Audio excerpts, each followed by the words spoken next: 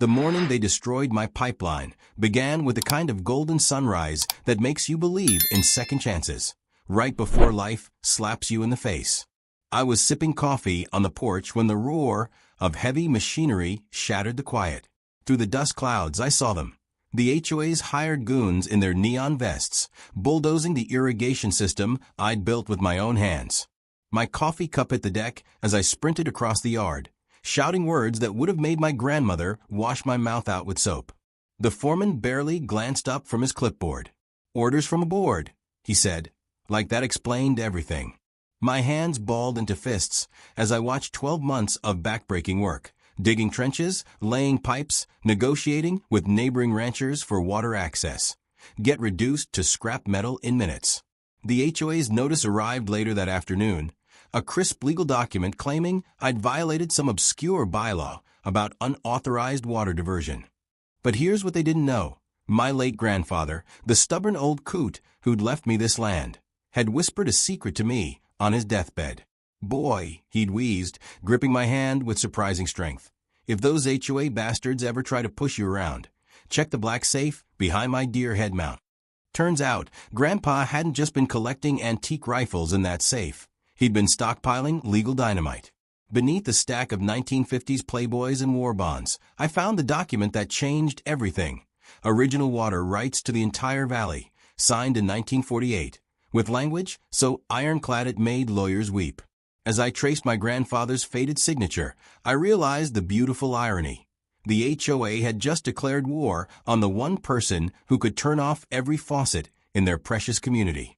And I was going to enjoy watching them beg. The moment I stormed into the HOA office with Grandpa's yellowed documents, the air turned electric, like the split second before a thunderclap. Gerald Whitmore, the board president with his perpetual golf tan and $500 haircut, didn't even look up from his iPad when I slammed the water rights deed on his mahogany desk. "Another complaint, Mr. Dawson," he drawled, flicking imaginary lint off his blazer. But when his eyes scanned that 1948 document, I saw the exact moment his blood ran cold. His left eye twitched, his manicured fingers trembled, and a single bead of sweat slid down his temple despite the Arctic AC blasting. The room erupted like a kicked hornet's nest. Karen from Lot 42 shrieked about her azaleas. The HOA lawyer started hyperventilating into his tie, and Gerald's face turned the color of spoiled milk as he croaked, "This can't be legal." That's when I unleashed the recording. Grandpa's raspy voice from 20 years ago explaining how he'd outmaneuvered the original developers. "They wanted control," his ghost chuckled through my phone speaker. "So I bought what they couldn't live without." The panic was delicious, watching these petty tyrants realize their million-dollar homes were now at the mercy of the reckless cowboy they'd fined for having a pickup truck parked in his own damn driveway. Gerald's veneer cracked as he whispered the question they were all thinking. "What do you want?" I leaned in, smelling his expensive cologne undercut with fierce sweat, and said the words that would send shockwaves through the neighborhood. "I want you to feel exactly how you've made everyone else feel." Outside, a gardener's hose sputtered dry mid-spray, right on schedule. The neighborhood's water shutoff hit with the precision of a military strike at exactly 9:15 a.m., just as the HOA board members were settling into their weekly meeting to discuss violation enforcement. I watched from my kitchen window as sprinklers across the development choked mid-rotation, their graceful arcs collapsing into pathetic drips. Within minutes, my phone exploded with frantic texts. Mrs. Henderson's prized roses were wilting. The Johnson twins' backyard pool looked like a crime scene with its half-drained turquoise water. And Old Man Peterson was banging on my door demanding to know why his espresso machine was sputtering steam instead of rich, dark coffee. But the real show began when Gerald's wife, Linda, the queen bee of the HOA social committee, stormed up my driveway in her silk bathrobe, her hair still wrapped in a towel from her interrupted shower. "You monster," she shrieked, mascara running down her cheeks like inky tears. "Do you know how much keratin treatments cost?" I sipped my coffee, made with the last clean water in the neighborhood, and let her rant until she ran out of breath, then calmly pointed to the HOA's own rulebook on my counter, open to section 12.3. All aesthetic modifications require pre-approval. I watched the color drain from her face as she realized the delicious irony. They'd used this rule to deny me a shed, a treehouse, even a damn mailbox, and now I was using it to deny them basic survival. The panic spread faster than the water had disappeared. Next door posts turned apocalyptic. The community Facebook group became a war zone, and by noon, a line of Mercedes and Teslas snaked down my dirt road, filled with desperate people willing to negotiate. But I wasn't done yet. Taped to my front door was a single sheet of paper listing my demands in bold font, with a handwritten PS at the bottom that made Gerald choke on his artisanal kombucha when he read it. Welcome to the drought you created. By the third day of the water crisis, the neighborhood had descended into something straight out of a dystopian novel. Formerly pristine lawns now crunched underfoot like cornflakes, luxury cars coated in a fine layer of dust, and the constant, maddening sound of faucets coughing up air instead of water. The real turning point came when Dr. Langley from the big corner house, the one who'd once called the cops on my barbecue for excessive smoke, showed up at my door with dark circles under his eyes and a tremor in his hands. "My dialysis machine," he whispered, voice cracking, and in that moment, the high of revenge turned to ashes in my mouth. I hadn't known. Nobody had told me about the medical needs, the elderly residents, the babies who needed formula mixed. As I stood there staring at this broken man, who'd been my nemesis over hedge height violations, I realized the HOA's cruelty had infected us all, me included. That night, I turned the water back on for essential services only, my handwritten notices taped to mailboxes explaining the temporary reprieve. But the revolution had already begun without me.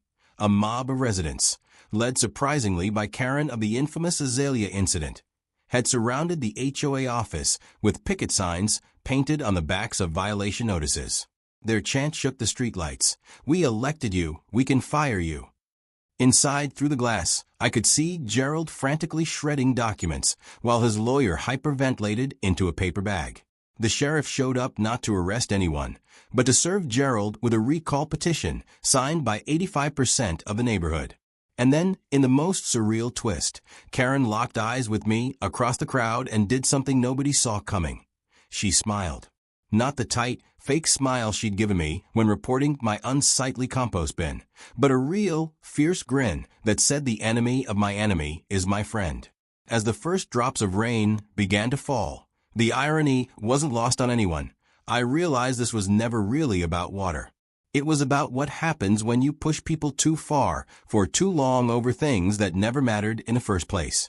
The sound of rain drumming against the HOA office roof was almost poetic as Gerald signed his resignation letter, his fountain pen scratching like a prisoner etching his last words on a cell wall.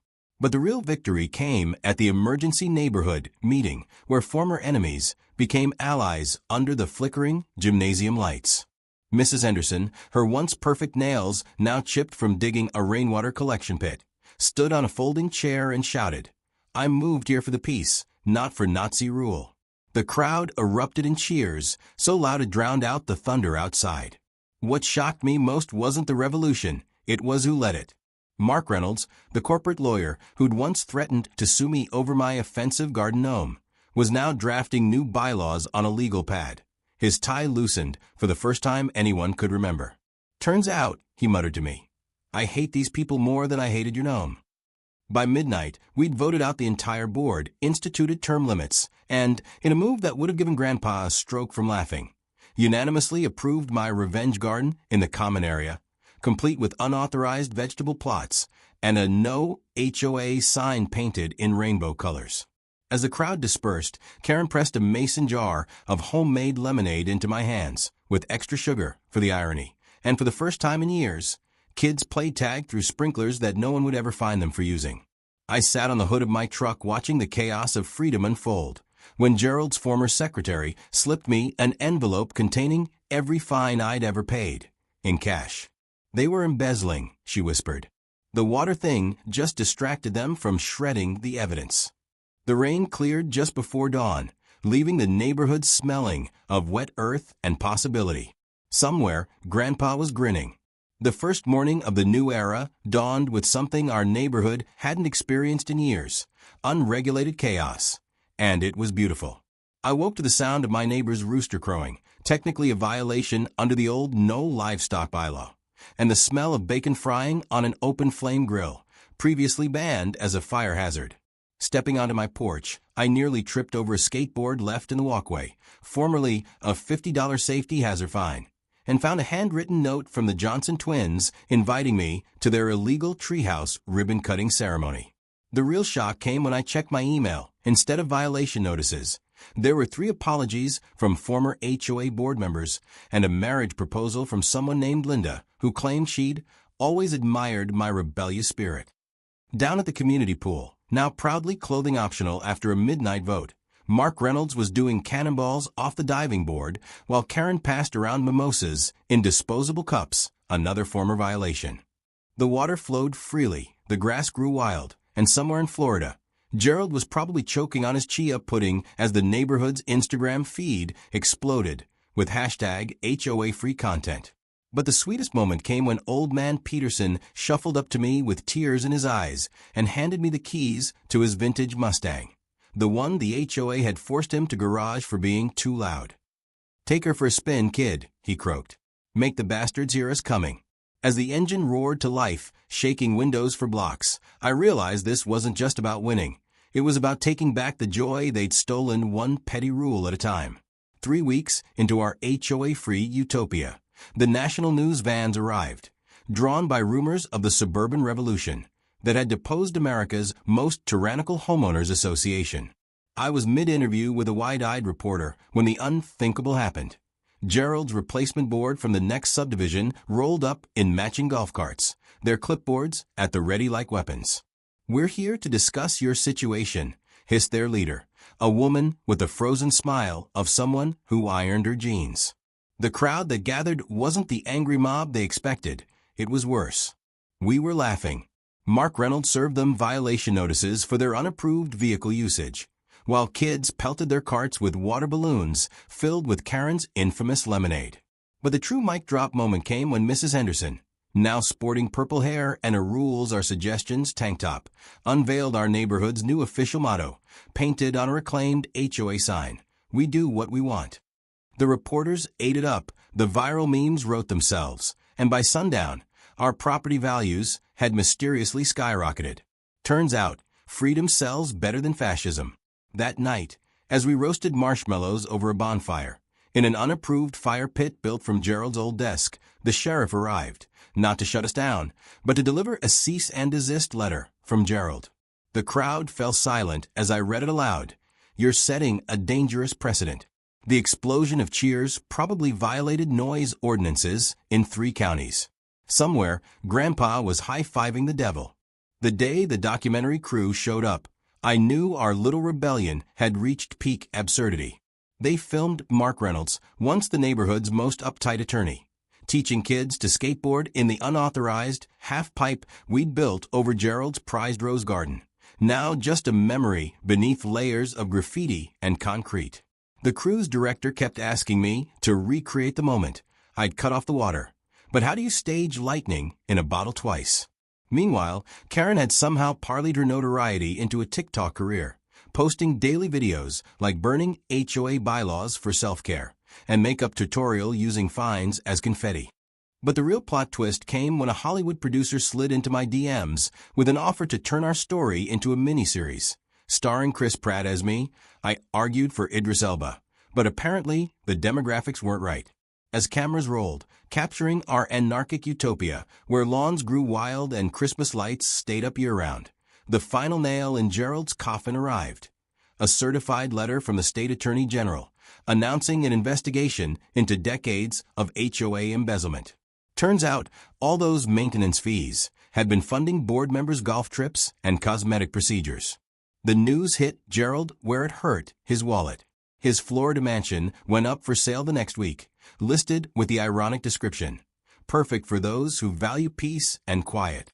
Meanwhile, our neighborhood became a tourist attraction, with buses of curious outsiders gawking at our no-rules paradise.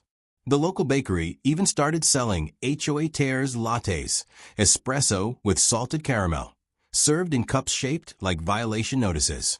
As I signed autograph for visitors, because apparently that's a thing now, I caught sight of my reflection in a car window, Still the same guy who'd fought for a shed, but now with a Wikipedia page and a freedom legacy Grandpa would have toasted with cheap whiskey. The best part? We never did reinstate the HOA. Some experiments are too successful to end. 1 year to the day after the pipeline demolition that started it all, I stood on the roof of Gerald's former HOA office, now repurposed as our community's Freedom Hall, watching the neighborhood celebrate its first annual No Rules Day with a level of glorious chaos that would have given our old board collective aneurysms. Below me, Mark Reynolds rode a zipline we'd strung between the oak trees, previously endangered and untouchable, whooping like a teenager as he splashed into the unauthorized hot tub below, while Karen live-streamed the event to her 800K followers, narrating with the fervor of a war correspondent. The documentary crew had become permanent residents, their footage now morphing into a reality show called Suburbia Unchained, and the Hollywood miniseries was greenlit with one major change. They'd cast Gerald's ex-wife Linda to play herself in a shocking twist no writer could have invented. The embezzlement scandal had snowballed into a statewide investigation, toppling 17 other HOAs and inspiring new legislation capping their power, dubbed Grandpa's Law by the press. As fireworks, strictly prohibited under the old regime, exploded overhead in shapes of middle fingers and flaming clipboards, Old Man Peterson wheeled out his restored Mustang, its engine growling through custom pipes that rattled windows for miles. For the finale, he rasped, tossing me the keys. I peeled out down streets now decorated with murals of Gerald's face on dartboards, past the community garden where Mrs. Henderson grew prize-winning marijuana, legal now, thanks to our experimental zoning vote, and out to the original pipeline site, where a brass plaque read, "Here began the war that drowned petty tyranny." Returning to the party, I found a package waiting. Gerald's golf clubs, mailed from an anonymous address in Alaska, with a note that simply said, "You won." As the bonfire reached skyscraper heights, fueled by shredded HOA paperwork and the remains of Gerald's desk, I raised a glass of HOA tears, whiskey to the stars. Somewhere up there, Grandpa was laughing, and for the first time in years, so was everyone else. The revolution hadn't just been televised. It had rewritten the rules forever. And the best part? We were just getting started.